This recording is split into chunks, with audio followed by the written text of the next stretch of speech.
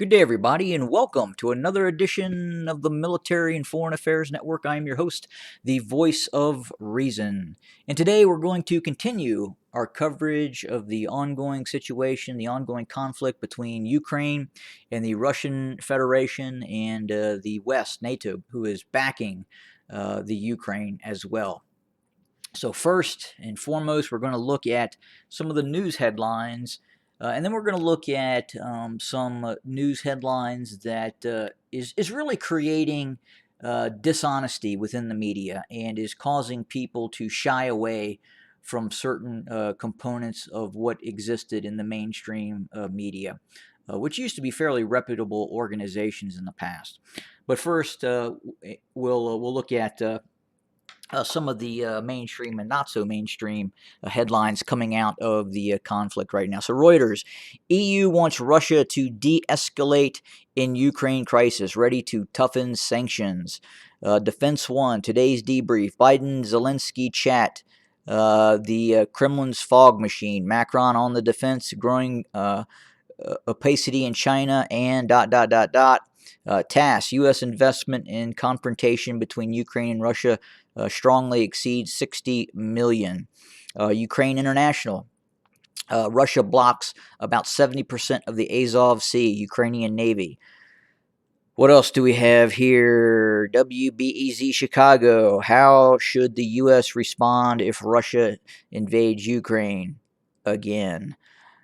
Let's see. What else? What else do we have? More about the Sea of Azov. So, again, and it also looks like we're starting to see, in terms of NATO and its relationship with Joe Biden, apparently is starting to become stressed because it is being reported that quite possibly Joe Biden, the American White House, is looking quite possibly to encourage Ukraine to acquiesce and hand over certain territories to Russia and or the separatists. And obviously, we're rehashing the old Neville Chamberlain philosophy of appeasement.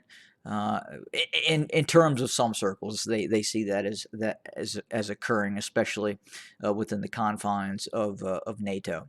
But again, there are a variety of opinions in NATO right now. Not all of them take that form in terms of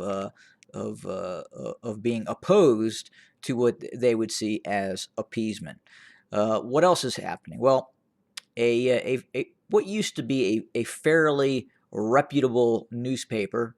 And again, if you go back before social media, before you had the ability to go online and see news anytime during the day before cable news, a lot of folks read the Washington Post in Washington D.C. And now we're starting to see real dishonesty coming out of that paper. And I'll give you a new example of this dishonesty in which it creates a real sense that this paper has political ambitions and political goals and is not accurately reporting the news. But in one of its excerpts, it stated that Vladimir Putin is being emboldened by Donald Trump. So, guys, gals, Vladimir Putin does not care, does not have any iota or care or concern of what Donald Trump has to say. Donald Trump is on a golf course in South Florida doing what he likes to do. He is not in charge of the United States. He has no bearing on any form of political decision-making processes within the course of this issue. Again, Vladimir Putin does not care what Donald Trump has to say, and really, obviously, neither does the current White House. So for a renowned newspaper to falsely report that Donald Trump a former president of the United States is emboldening Russia to invade the Ukraine, it is simply ridiculous. It is nonsensical.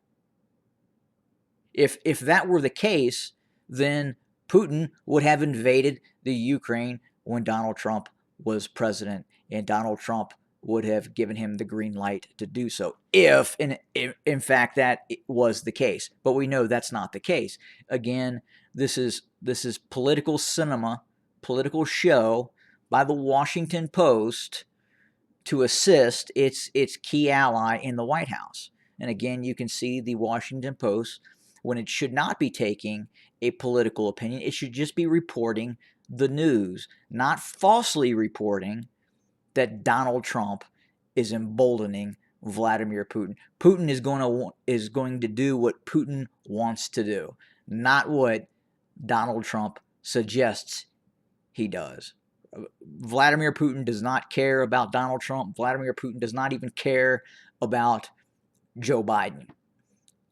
And quite frankly, Vladimir Putin and the Kremlin right now probably sees an opportunity with Joe Biden in the White House right now. And obviously, you guys can dissect the reason for that and why that is. And then also, it's interesting to see that the Washington Post didn't say anything about Hunter Biden or the Biden's relationship with Ukraine and the money that Ukraine has given the Bidens. Ukraine has made the Bidens millionaires. But we're not hearing about that. Instead, we hear this crap coming from the Washington Post, again, which should be reporting real news, that Putin is emboldening that Donald Trump is emboldening Vladimir Putin? Incredible, ridiculous, and just playing that Trump card, quite literally, the Trump card, and it's really not working. It's utterly stupid for the Washington Post, a former reputable newspaper, to stoop to those kind of lows, and again, not report on other issues that are going on. Especially in regards to the relationship between certain key individuals within the state of Ukraine and the Bidens regarding some private issues that occurred. But again, I'm not going to get into that because I am not going to stoop to that low at this point. But what else is going on in terms of the troop movements? We had talked about the 6 divisions that were deployed, that we believe right now are deployed along the border of eastern Ukraine. We've talked about the fact that the 144th was met up with the 90th Tank Division, so 2 divisions along near the Belarusian, Ukraine, Russian border.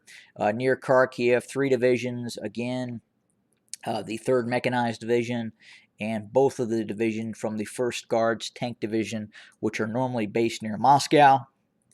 And then obviously the 150th Motorized Rifle Division, 150th Mechanized Division, that is based very close to the separatist regions, in all probability would also engage in the conflict as well, joining with the separatist brigades.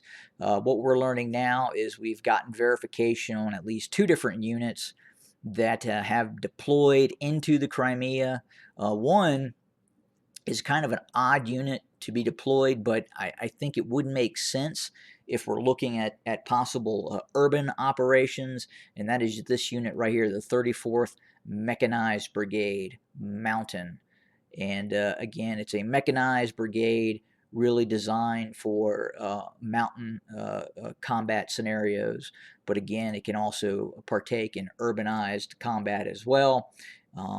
Obviously, as you roll up from the Crimea into southern Ukraine, it is not mountainous, but this brigade contains 2 mechanized battalions and an air mobile battalion that could be utilized in urban combat. We would suspect that you would see a drive on Mariupol from both the east and from the west as well.